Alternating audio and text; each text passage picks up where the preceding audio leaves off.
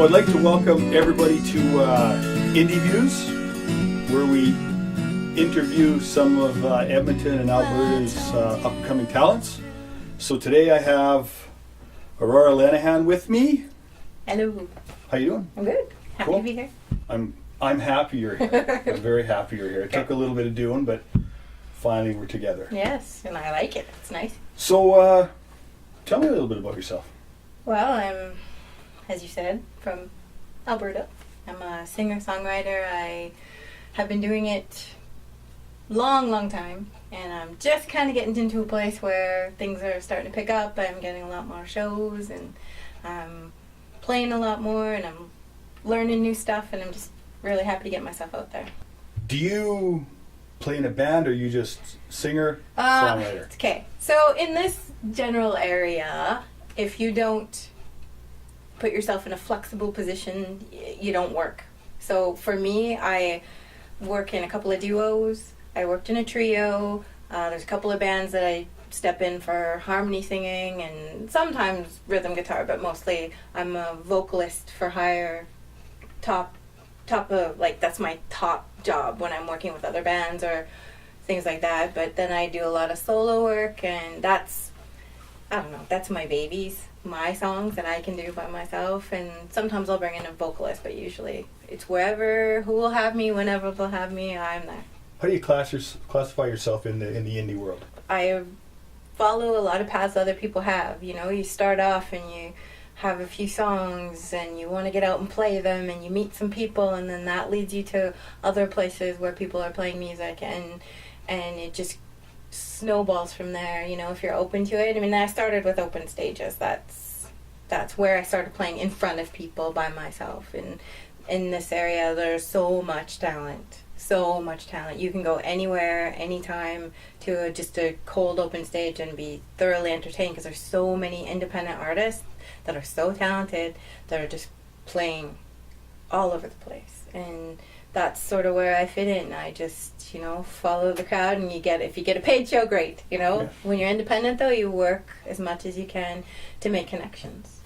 What's the most important thing that an independent artist can do to move their indie career? I think networking is huge in any form. I mean, obviously you've got in person by going out and playing music, listening to music, meeting new people, and then obviously with social media the way it is right now, it's tougher, but still, you know, you have to make sure that you're connecting to people, not just fans, that's really important, but also to other musicians and other people in the industry, because that will lead you further in your career, that'll give you more opportunities, and then again your fans will follow you, hopefully, and you'll make new ones along the way. Yeah.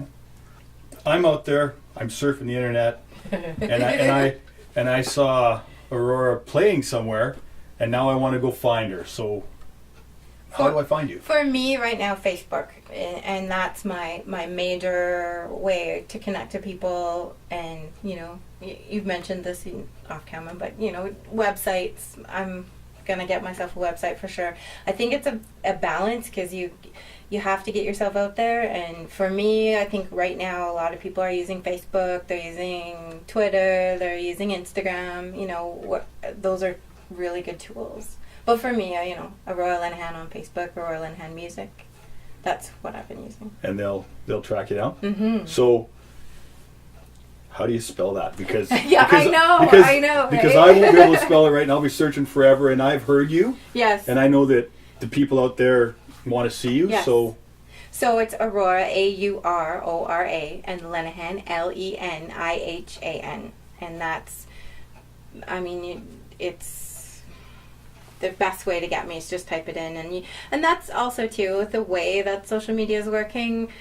You'll see other people I've worked with. I think it's a really good community of people that are putting themselves out on social media, and it's a great way to find good music. Definitely. Yeah. What instruments do you play? Okay, so I started off playing piano. Okay. My mom was a music teacher and well trained in piano, and that was her key instrument. So we had a piano at home, and I took minimal lessons. My mom said to me, "Roy, you're very creative. my mom was not that kind of a person. She was taught in conservatory and very strictly, and this is how you play. And I was more creative, so she said, we'll give you lessons, we'll teach you the basics. And then from there, I just basically taught myself on piano. And then once I got to a point where I was writing songs on piano, I thought, I'd like to go out and play these, but it's hard. You can't pick up your upright piano and go to the open stage. So my brother had just started playing guitar, and he gave me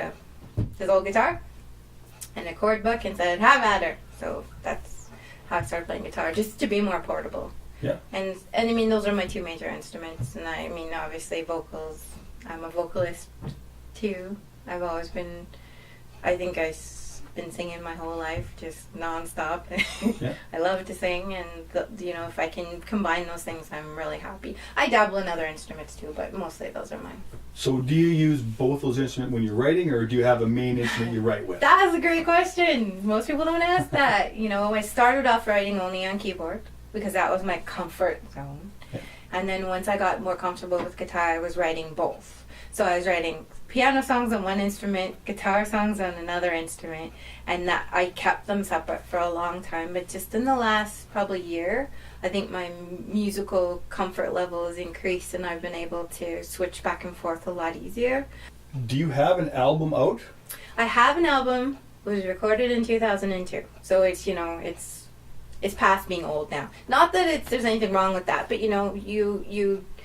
your skill level goes up, your songs change. I'm super proud of that album because at that time, it's what I was playing, and it's a lot of the songs I had written at that time are really important to me, and I still, I sell that album. I love that album, but it was recorded in a hurry, and it was a favor from a friend, and it was a good example of what I had at the time, and it's taken me a long way, and I'm still really happy for people to hear it, but I'd like to record something new so that I could say, here's what I was, here's what I am.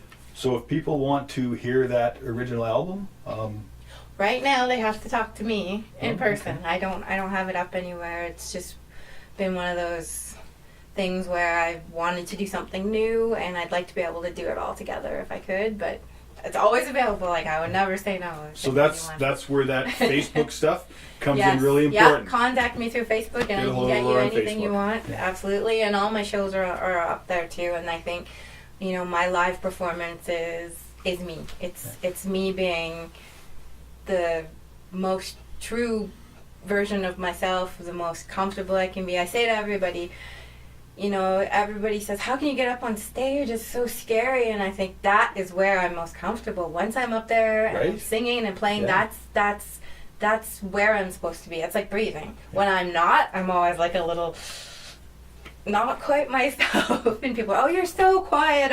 And then I get up and I start singing and playing. They're like, well, we had no idea you had that in there. And it's just one of those things I was made backwards. Like, I'm supposed to be singing and playing all the time. Yeah, I think. it's funny you say that, because I notice that with a lot of musicians, right? There's a lot of us out there. I'm the same way. I mean, when I get on stage, I'm never more comfortable than I am as soon as I get behind the drums. I sit down. Mm-hmm. You're home, right? Right. And it is. it's I'm glad you said that. Yeah. It's just it makes me smile. Well, it's the truth, and I think there's a group of people that are just made that way. Like, we're supposed to be doing music, and when you're not, I mean, there's been times in my life where I've said, nah, this is too much work.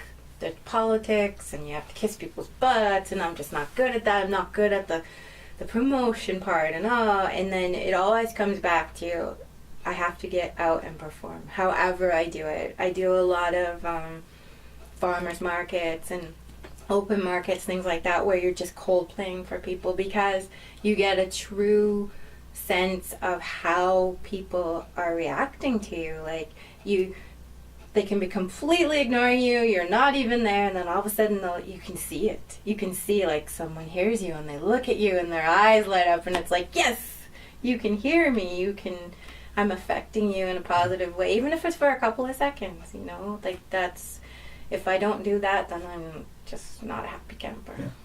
I want to hear you play a song. Okay. So, what song are you going to play? I'm going to play a song I wrote called Sunday Girl.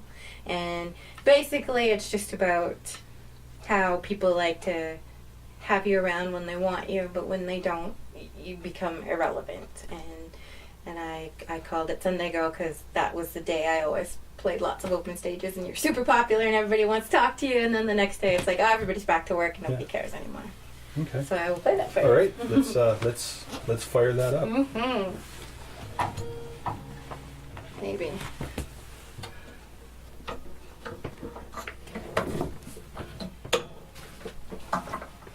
And I don't know, this is a song that a lot of people know me for, but it's kind of just one of those songs that sums you up pretty well.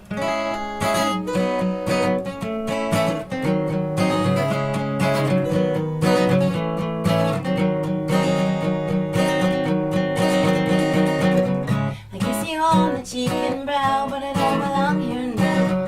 Another week it has begun, and the time for fun is done. It's Monday. You never met her on a Monday when you're a Sunday girl. It's Monday. You never met her on a Monday when you're a Sunday girl.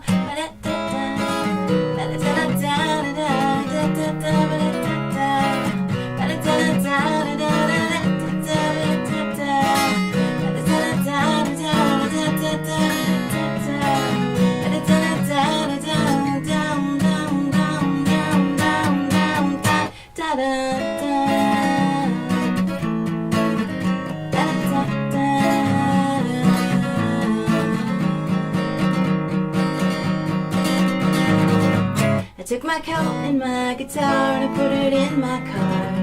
Then I drove myself away from the things we never say. It's Monday. You never met her on a Monday when you're a Sunday girl. It's Monday. You never met her on a Monday when you're a Sunday girl.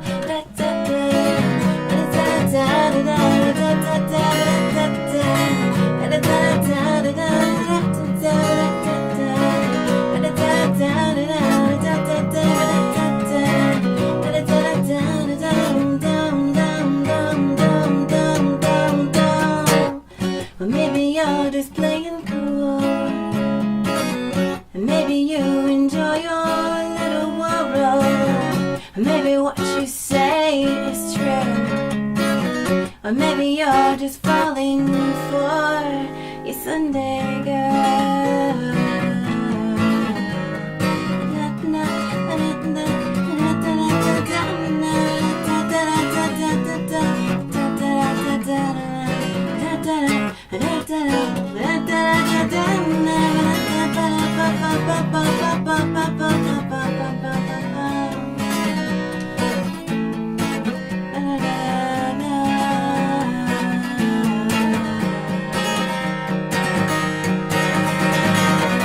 Another Sunday will come soon under another moon, but I'll just have to bide my time until I get to shine. It's Monday.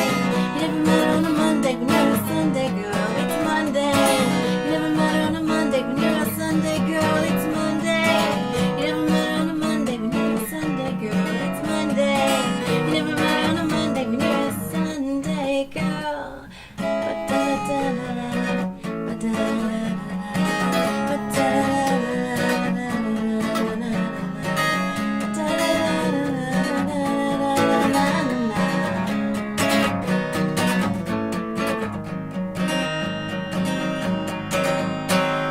Sunday girl. Love it. Thank you. Just love it. Thanks. So is that a new song that would be on the new album? That will be on the new album. That's Okay. that's a song that's I just love that song. It's great, and I do actually about 4 different versions of that Okay. song, depending on where you are and when you are. And So Aurora, yes, thank you very much. you're welcome very much. Thanks for having me. I really appreciate you coming down and sharing some of your insight and a beautiful song. All you folks out there, you can reach Aurora on Facebook. As far as the indie views go, you'll be able to find her on my YouTube page when we post this indie view, The Rock Lodge, and that'll be the channel. You'll also be able to find this indie view on the rocklodge.ca, which is the website.